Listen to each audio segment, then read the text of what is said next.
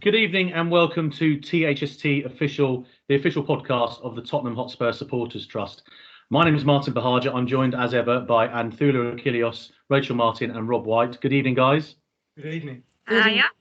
It's a somber evening this evening. It's Tuesday, it's 6:30 and we're recording this one especially to talk about the European Super League plans. Unless you've been hiding under a very large stone for the last few days, you'll be aware that Tottenham Hotspur are one of 6 Premier League clubs founding members of this European Super League, along with 6 other European, they call themselves giants, I guess, the self-appointed elite.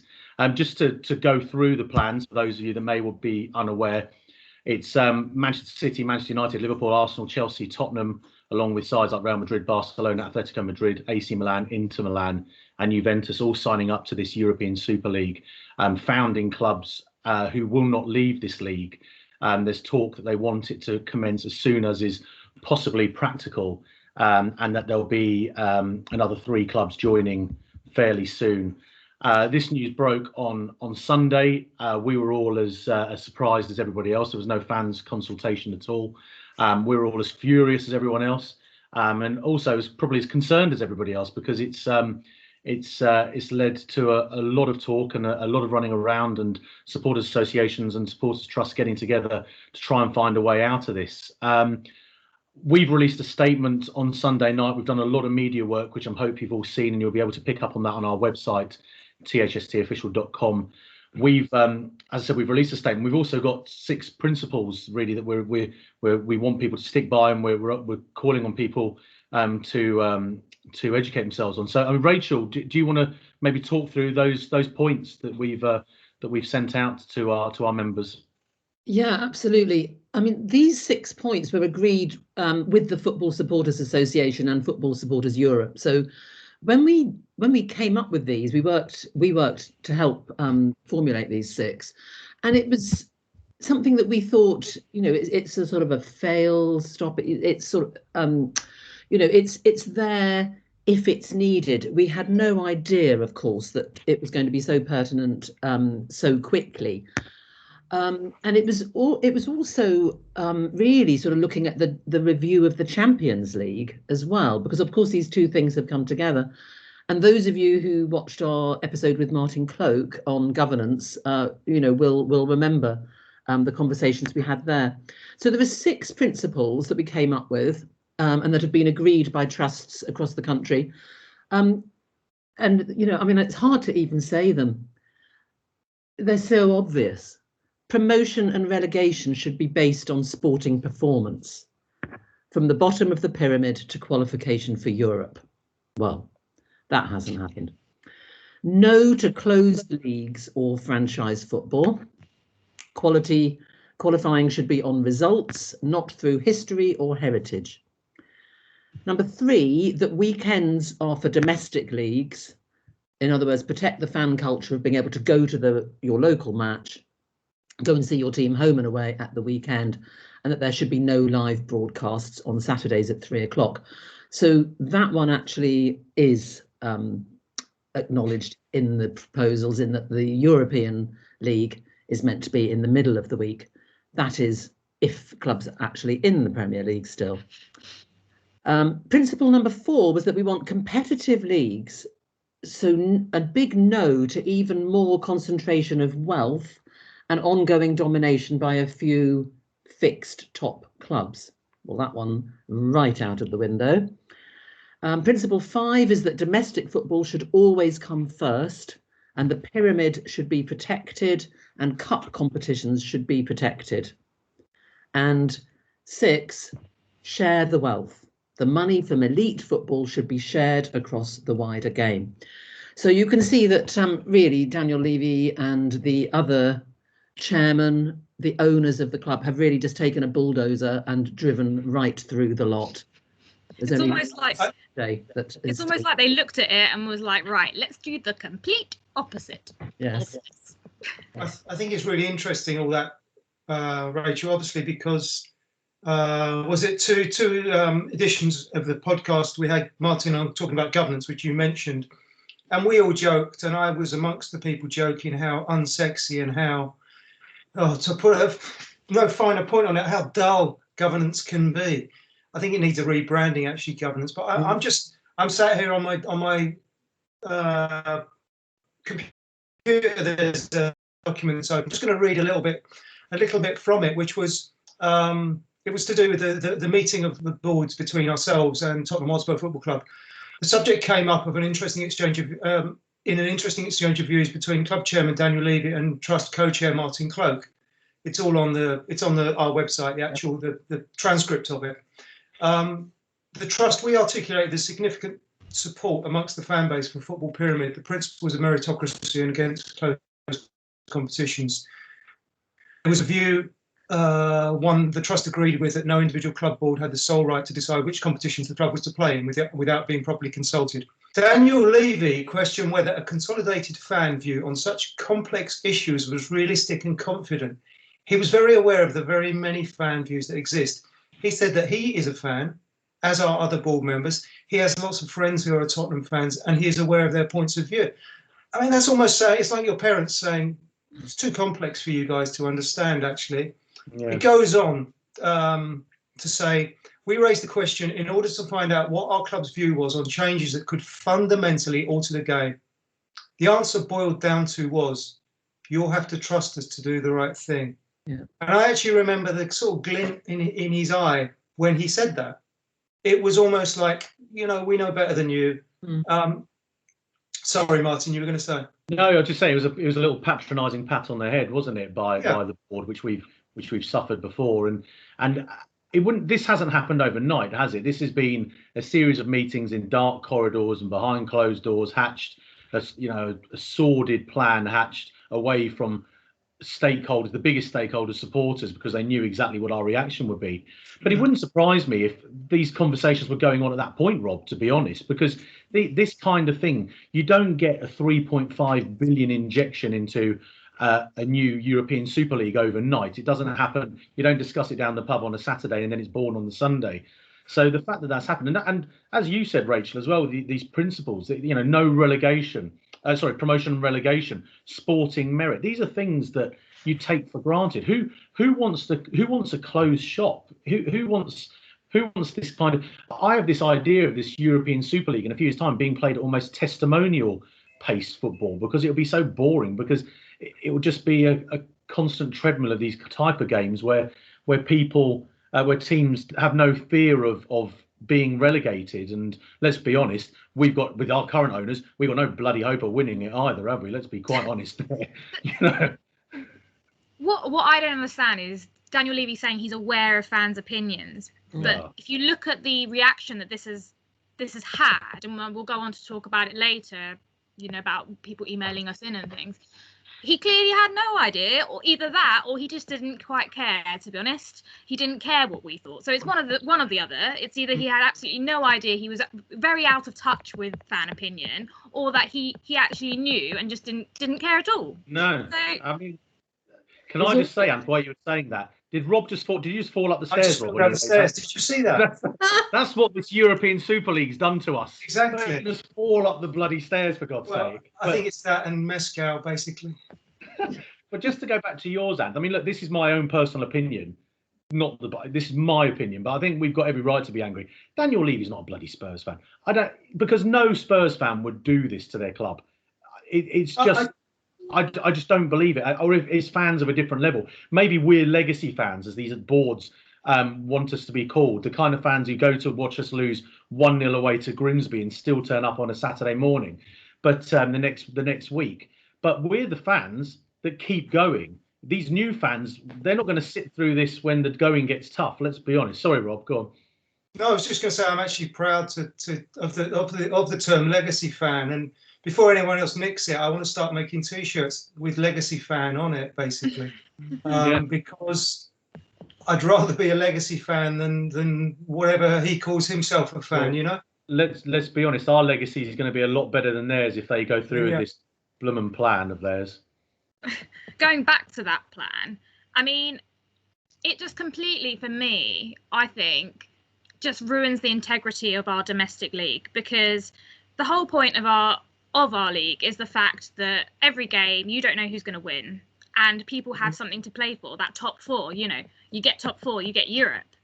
What, you know, these 6 clubs are now going to consistently be in Europe. So what is the point for them to get top 4? Unless you're going to win the Premier League, what is the point? What is the incentive for these 6 clubs to do well in the Premier League other than to win it? And then on top of that, think of all the other clubs that haven't been invited to this cartel. What's going to happen to them? How, you know, they've kindly enough put 5 places that you can get on merit, whatever that means. But it's not the same. It's completely closing up shop. And it just completely ruins that pyramid and completely ruins the competition for me. Yeah. And I think another thing that's really interesting is the countries that have joined in with this cartel and the countries that haven't, and in particular Germany, where there is a much stronger fan representation at every club. And in fact, they have to have 50% plus 1 shares in the club. So in order to join something like this, you'd have to get it past the fans. So I'm sure that everybody thought that Bayern Munich and Dortmund would join in, but there's no sign of that happening. And I'm sure that is because of fans being involved. And again, going back to our episode on governance, you know, maybe this is the time. Well, it's the time to really get this fan-led review underway. But also, you know, there should be fan representation on boards at clubs, because this couldn't have happened. But I mean, if you try and work out the cold logic of this whole thing, it is madness. For one, even if this doesn't work, and people are saying, I'm hearing on the news, on the radio news, people are saying, oh, it's being used as a bargaining tool against the new Champions League and a way of redistributing money. So they're just using it as brinkmanship. But it's not brinkmanship, because actually, if it was brinkmanship, you'd do that behind closed doors. You wouldn't involve. I just don't understand, because you can't. The thing that I find most worrying about this is how you, if this doesn't happen, which we hopefully we believe we have right on our side, we have might on our side, we have a lot of things going our way. But the scenario, if it doesn't happen, you can't. It's not like when Daniel decided to take the government money, on the furlough money, where they can say, oh, we made a mistake on that, sorry about that, we'll do a bit of PR, we'll get people in to, you know, we'll open the stadium for NHS. You can't. I don't see they can mend a lot of the fractures that are created by this. I just don't see it, and that's a big worry for a football fan. Well, that brings me back to the point where I think they just don't care. It's literally all about. It's all about money. It's all about power. It's greed. It's pure greed. And as our co-chair Martin C says, you know, it's the greed league. You know, that's his hashtag, and I love it. I'm going to use it. And he's absolutely right. It's just pure greed, and they don't care about the fans at all. It is complete greed, and they are the dirty dozen, and that's what it's about. And I think I don't think there's any way. Whatever happens here, for me, I'm not sure there's a way back for a lot of these owners. I'm not sure there's a way back for the Glazers with Man United fans. I'm not sure there's a way back for the Liverpool owners with Liverpool fans. We'll see what happens with our owners as well. It's a long way back, because the trust has gone now that they went into this. Don't use that term, Martin. The trust hasn't gone. The trust is stronger than ever. Our trust is stronger than ever. Our trust. The support between us, between fans and the relationship. Fans and corporations. And I think that's another interesting point, is that we, you know, our anger, we're all very confused deep down psychologically, because actually we have a great love for the club. We have a great love for our other fans. We have a great love of football. And it's the thing we hate is these greedy corporations who are hiding behind our badge, basically. Can I just say, dragging our name through the dirt, completely dragging our name through the dirt. I was embarrassed when they announced that. I was completely embarrassed. I was like, why are you soiling our name with this? Because it's not just about our club, it's about football in general, and it's just outrageous. I was so embarrassed, and it's just disgraceful. There's breaking news that apparently Chelsea are preparing documentation to request their withdrawal from the European Super League. So Yeah, I mean that's massive. I think That if will just one guy, be so as their team bus can get into the ground, and then they'll take that off the agenda once they're in the ground. Don't fall for these lies, Martin. No, well, we'll see. We will see. We'll see. This is where it starts. It's this is how it starts. It's interesting. It's interesting they need 6 clubs from the Premier League to do this, don't they? Because of course, without, I can't remember the maths, but there has to be a certain amount of clubs that vote for clubs to be thrown out. Yeah, so they can't do that with 6 involved. But going back to what we were saying before, let's hope, one of my hopes is that the government comes good on its promise for proper regulation, because God, do we need it, but we need it across European football as well. And so do the likes of UEFA and FIFA to some extent, but let's hope this kickstarts that. But it also, the point you made a while ago, Anth, about the thought of just living in this Super League constantly and what that would be like for a Spurs fan. Let's be selfish for a minute and think about us. Without Champions League qualification, how boring would the Premier League have been for us in the last few years? Because let's be honest, we're around about the same area all the time. We're 4th, we're 5th, we're 7th, all right, and we're back up to 3rd, then we're back down again. Apart from the time, this couple of seasons under Potter, we really believed and dreamed and hoped that we might challenge the Premier League, and then let's be honest, it wasn't backed up in the transfer market when we could have made a statement of intent. Other than that, really, all we've had is Champions League qualifications to look forward to and to hope for. So without that, with this closed shop and us just in this European Super League, what do we have at a domestic level other than winning a cup? And, let's be honest, we've got a cup final on Sunday. But again, in recent years, the Spurs Cup traditions have been thrown out the window, really, haven't they? It just makes it makes me really fear for the future as to what football could be and what it could become. Yes, and of course, we also don't know what if this does go ahead, we don't know what the repercussions are. If we are banned from the Premier League and all we get to do is play in this Super League, I mean, to be honest, we're going to be like Sheffield United as well, the way things are going at the moment. It's going to be completely, and I mean, if anyone actually goes to these games, it's going to be miserable. And luckily, lots and lots of people are saying that they won't be involved with it. Sorry, Rob. Part of the worry is this. I don't know if I said it on here. I might have said it somewhere else. This sort of horrible Black Mirror's future, which this is part of what the pandemic has unfortunately. I think it's just set ideas into motion in certain people's heads, and probably Daniel's head, where you start thinking, oh, actually, do we need people in the stadium? Because we've got 150 million people that are going to pay whatever to watch this game. So it really doesn't matter what we do, because people in China, people in Africa, people in the Middle East, or the US, everywhere are just, they're different customers for them. Picking up on your pandemic point, that's another thing that's really annoyed me. The cowardice behind announcing this in the middle of a pandemic, where fans are not in grounds, they're not able to express themselves. They're worried about breaking rules. Some of them, it's outrageous. It's so cowardly and so devious. It's disgusting. And the fact that they even use the pandemic in their statement when they announced this. Maybe it's emboldened them, man. Maybe because they've seen. Let's be honest. If Daniel Levy is a Spurs fan, he will know what we would have thought about the recent performances on the pitch and the recent tactics of the manager. But he stayed for 17 months, and they know that if we were in the ground, that those performances would not be acceptable. So maybe they're thinking, yeah, absolutely. If we're going to do it, let's do it now, when we know that they're not going to be crowds in the ground. We know there's not going to be protests outside. Well, more for them. We'll see you soon. It's just ludicrous. But like you say, it's such a cowardly act. If you think this is the right way forward and this is the best interest in Tottenham Hotspur Football Club, rule it, own it, call us in, have a chat, talk to the fans, have dialogue, and then let us make a decision together. But they know they can't make that decision with the supporters, because they know supporters will be dead against it. So like you say, absolute cowards, complete cowards. It's absolutely disgraceful. And of course, the other thing is that not only have they done this when there's no fans in the ground, but they've done it when they've already taken money from everyone renewing their season tickets. And of course, we've had lots of communication as a trust from people saying, what happens? Can I get my season ticket money back?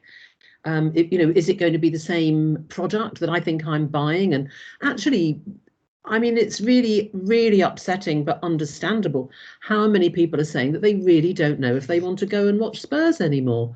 Even some people are saying, I don't even feel that I'm in love with the club anymore. And it is heartbreaking. It's horrible, Rachel. All the generations, and it's also the dream, isn't it? The dream of my kids who go to games to dream about Champions League qualification and then dream of winning the Champions League, and that's gone.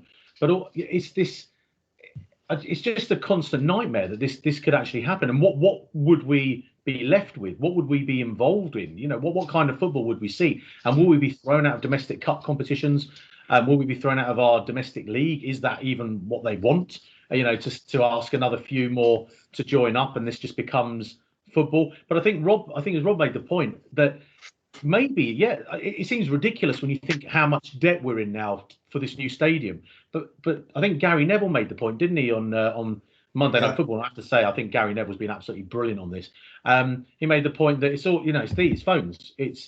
They know they can get 150 million people around the world watching, paying £1 each, and that's 150 million quid straight away on their channels. They don't like the fact that they don't own their own TV channels. They're not in charge of their own TV payments.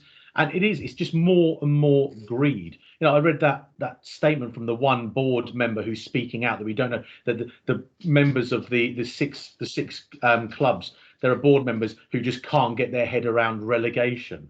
I mean, well, what are you doing owning a bloody football club? You're not a football fan then. It's just mad. Certainly not a Spurs fan if you can't get your head around relegation. It's just crazy. It's just what do you want? And how does that filter through? I'm a grassroots football manager.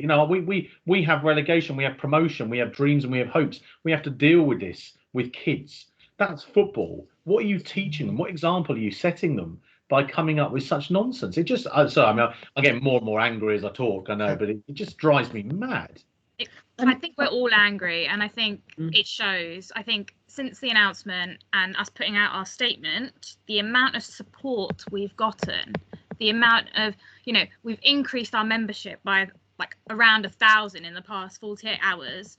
We're having people email saying, how can we help?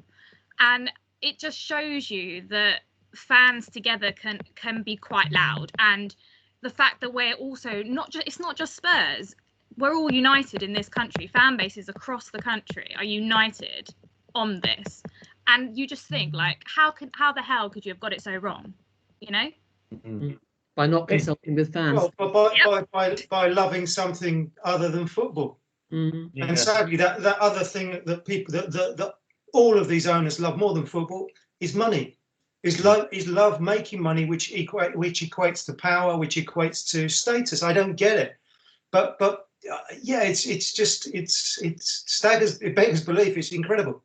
It also makes you realise how hollow those words are on these clubs' official channels. They talk about the incredible atmosphere that the fans created, the celebrations, that kind of thing. Because this kind of closed group, when I think about limbs, proper celebrations, it's about celebrating, going to a ground with the fear of Champions League elimination or not qualifying for the Champions League. And when we score, that elation that leads to the kind of inhibition, lost celebration that you get in the constant atmosphere, that only comes with a league where you have the hope of promotion or qualification and the fear of relegation or being knocked out.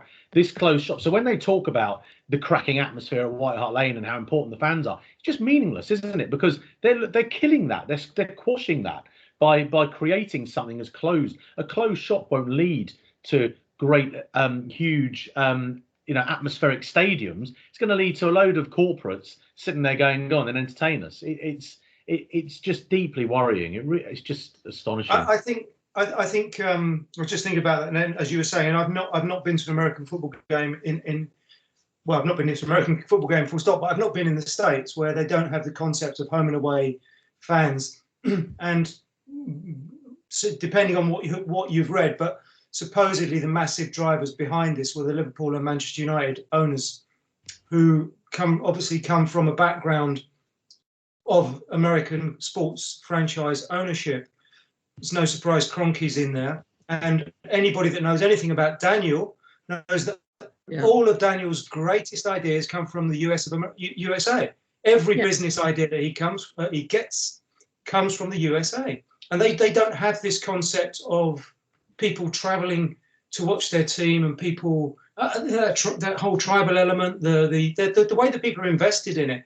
That they come from a background of franchise sports where you can support the Minnesota Vikings one week and the next week they've gone somewhere else. I don't understand it personally, but the problem with that is that when the bubble bursts, those fans go with it, don't they? And I just don't think you've got that. Those people don't exist in this country. No, we are people who my happiest days following Spurs are when I went home and away for a season. And I went to Middlesbrough away on a Wednesday night, went to Blackburn away on a Wednesday night, went to Wigan away on a Wednesday night, went to Bolton away on a Wednesday night. Those are the games I want to watch. And I love watching Champions League games.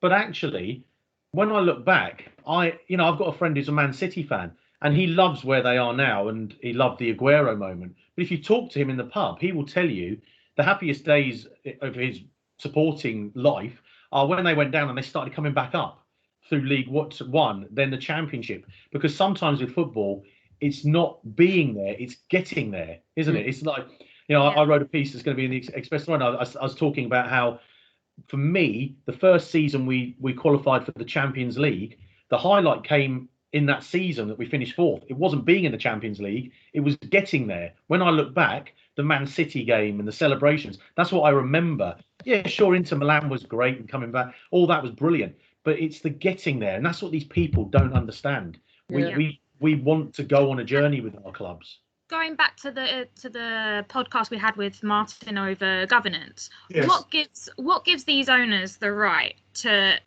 risk removing us from our domestic leagues, to pick us up, put us in another competition without consulting fans? And there's just no accountability there for any of them. And like the government said, they take the fans' loyalty for granted. And it shouldn't be that way. There needs to be a complete overhaul of football. The fans need to take back some control of the game that they created. And and the love of the game is from fans. It's nothing to do with these owners. They shouldn't be making these sorts of decisions that affect the game without consulting fans first at all. Yeah. I think. Sorry, Rachel, you speak. I was just going to say, shall we talk a bit about what we're doing as a trust to fight this? Because obviously all of us have just been absolutely, working round the clock ever since this happened. I thought it was interesting that they waited until we'd all watched Line of Duty before they made the announcement. But basically from there, we were all texting each other at like literally 1:30 in the morning, agreeing our statement. And I hope everyone's seen the statement. It's on the website, but it really sort of draws on our proud tradition as a club, and that we're simply not going to let it go. But Kat and Martin have obviously been on loads of podcasts. Today, Kat met with the Prime Minister. That's been tweeted, so we can say it. With other trust leads. Do you want to sort of talk a little bit more about the sort of things we've been doing? Because I know you've all been really involved. Yeah, I mean, it's literally been all hands on deck, hasn't it? Yeah. I mean, Rachel and Martin have been on media for the day as well. They've been going on to various. I was on CNN. So a load of American viewers wondering where the hell Bedfordshire is when they flash that up on the screen. At least it wasn't Leicester. But it's been all hands to the part, and I think it makes you proud. It makes you proud to be a board member of the Tottenham Hotspur Supporters Trust. And let's be honest, we get a lot of flack from a lot of plonkers on social media, and we've had so many people join in the last weekend, and we get a lot of support. We get a lot of support from some very good people as well. But I'm really proud to be a part of this, and to feel we're making a difference. But it's been a busy time. Sorry, Anth, you were going to say a bit more about what else we've been doing, weren't you? But it's just been so busy. We've all got day jobs as well, haven't we? Yeah. It's just been incredible.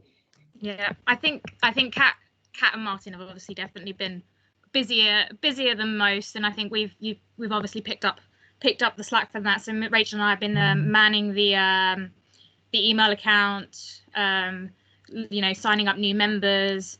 answering questions, loads of people emailing in asking how to help and really wanting to get their voices heard, and it's great to see, and we will be doing that when restrictions get reduced. I think there's talk of us fans being in the ground for the Villa game, our penultimate game, our last home game, so we will be getting something organised for that.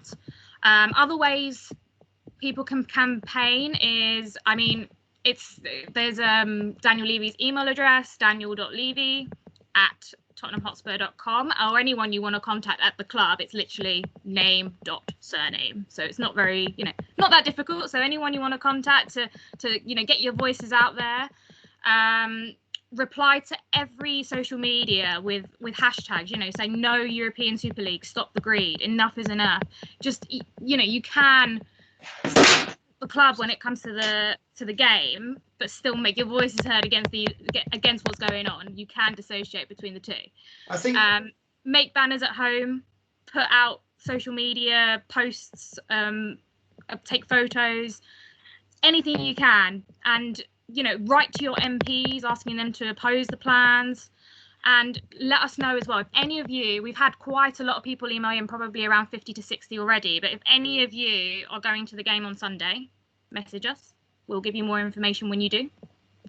I think on a broader note, two things that I think are fascinating. One is how I think football authority, the people involved in this, the 12 owners or the 12 people behind, 12 associations behind this, have totally underestimated how organised and how knowledgeable and how determined the football fraternity is, and how they just haven't understood what sort of fight they've come up against, and how brilliant a lot of the people that are involved in this have been. I'm not talking about me at all in this, but some of the people have been truly brilliant. And the other thing you have to remember, and I think Martin, you might have mentioned it, everybody's doing this on a voluntary basis.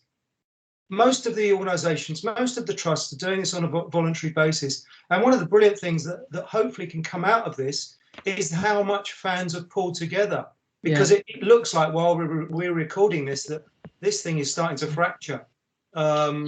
I know they're unfold through, which I'm not quite sure what they're saying, but so Atletico and Barcelona, I think. Is that true? Yeah.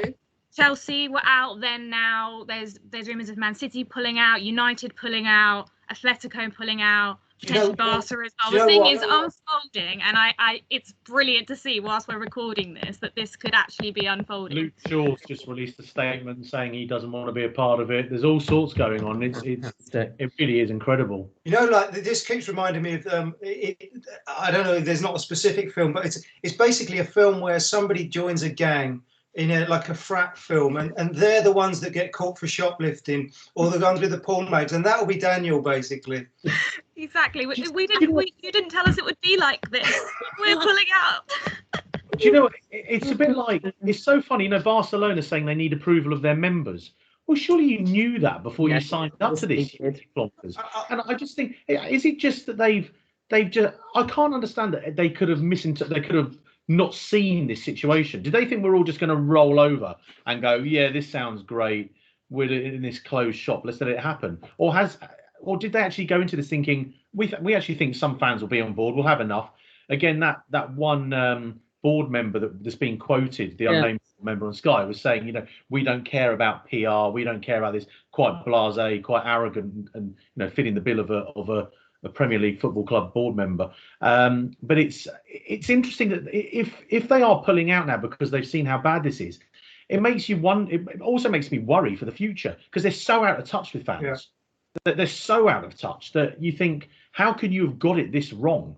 You could have made this so much easier for yourself. You could have had dialogue with supporters groups from the beginning. We have meetings with the board of Tottenham Hotspur all the time. We ask them questions like this all the time, and they give us very, very boring answers. They give us the answers, the patronising pat on the head, and then they show us out of the way, and we come out and we get loads of abuse from people saying we're only there for Levy's biscuits. And that's what they want. That's the game, isn't it? Because when we come together as one unified voice, we're actually a formidable opposition. You know, Yeah. when fans stand together, because also I think they rely on the rivalry. Let's be honest. They want Arsenal fans to be poking fun at Spurs fans on Twitter and vice versa, while they're actually in a dark room with the Arsenal board plotting this scheme, laughing about how we're all having this sort of bitter war of words behind their back. Sorry, Anthony, you were going to say something. I was going to say that I think this is the opportune moment, especially with the fan-led review coming out from the government, that this is an opportune moment for fans to unite and take back control and get things back and get control back of football, because it's been going, let's be honest, it's been heading down a bad route for quite some time, but this is going way too far. And it is time, to get some control. And like Rachel said earlier, to have some sort of fan representative on boards in clubs. So I think it's more important now than ever that we don't stop. We keep going. We keep going with this. Absolutely. Until the end. Yeah, and I think another thing I've always, and I'm sure, we've always really, really appreciated the strength on the board of our trust. But I have to say that at a time when it's really the first time in my life that I actually feel ashamed of my football club, I feel so proud of the trust and the wealth of knowledge and skills that there are on it. Everybody offers so much. But, the contacts and the experience that Katrina and Martin have particularly, this is why we are right at the front of this battle and why so many people are wanting to get on board now. And I would just urge everyone to really sort of look at what we're doing. Come and join us, because, if we can say that we represent 50,000 fans signed up for members, it makes it such a powerful voice. And we're getting there, but as you said about social media abuse, it's just not acceptable. If people want to disagree with anything that we're doing, that's fine, of course, but I think really what I would hope is that this is going to be a really great opportunity for Spurs fans to be united through the trust against this, and for football fans generally to unite for what is right. And I think it's a bit of egg on face for those that like to criticise us, to be honest, and I'm quite happy to say that, and I quite happily say it to their faces, because let's make no bones about it. If this all falls down, as it looks like the 12 clubs are meeting tonight, that's fan power, because the government, the Premier League, the FA, they've talked, but they've not threatened anything yet. They've said a few things. It's down to football fans fans of every club that are involved, football fans as well, Leeds fans yesterday. It's down to fans and our collective voice being heard. And when the proverbial hits the fan, whether it's a fan on their own, whether they've been ejected from the stadium or whatever, they come to us for help and they see how effective we are. But this is on a much larger scale, and I think it's kudos to supporters groups everywhere, and all power to our elbow, because it shows how powerful we can be when we stand together as a group. It's brilliant. I think we're going to have to get this podcast out tonight, because things are changing so quickly. It's going to be completely out of date. And really, Rachel, you're hard taskmaster, Rachel. It's my job. You do that. I'll do my best. Do you know what? We'll wrap it up in a minute, and I'll see if I can get it out in the next this evening, because I think we might need to. Yeah, I think so. I'll get the beers lined up. Look, I think that's probably it from us. Was there anything anyone else wanted to say before we wrap it up, or? No, not at all. I just think, I think we've said most of it. I think it's, I think I would just like to thank the people who have taken the trouble to write to us and to copy us in on their letters to Daniel Levy. And, our inbox is just full of these incredibly moving letters about what this means. We're putting them on the forum. So, do join in. We'd love to hear from you. Standard letters never cut the mustard. It's from the heart. And they're the ones that are going to make some impact, we hope. Yeah, absolutely. Look, guys, Rachel, Rob, thanks as always. I think this has been it's been fun. It's been good to get it off our chest. I felt like I needed to do this. To anyone watching this, anyone listening, look, it looks like things are going in a certain direction. Let's see what happens. But if and when we still need to protest, this could be the biggest match of our lives. So clear your throats and get ready to shout. Sorry, Rachel. So Manchester City have just pulled out. Yeah, it's all going on. So this is hopefully it's the beginning of the end. we'll see. But who knows? I still think there's more for us to do with our current owners. I think all 6 clubs are going to have dialogue with their owners now, because I'll word this carefully for Rob. The trust that we place in them as custodians of our club has been completely eroded.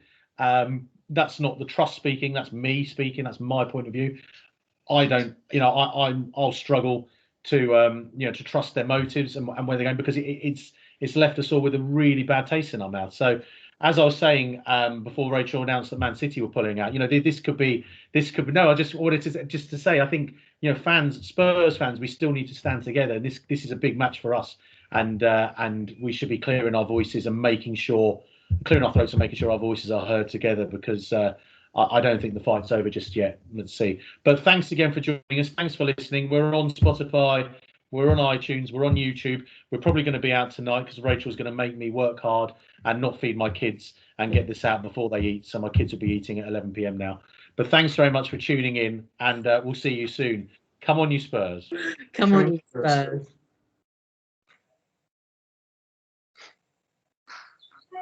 Oh, he's gone. Gone. I think you pushed the wrong button. Never mind. It says the recording has started. We're now being recorded again. Oh, Talking about him. We pushed. Yeah, I hung up.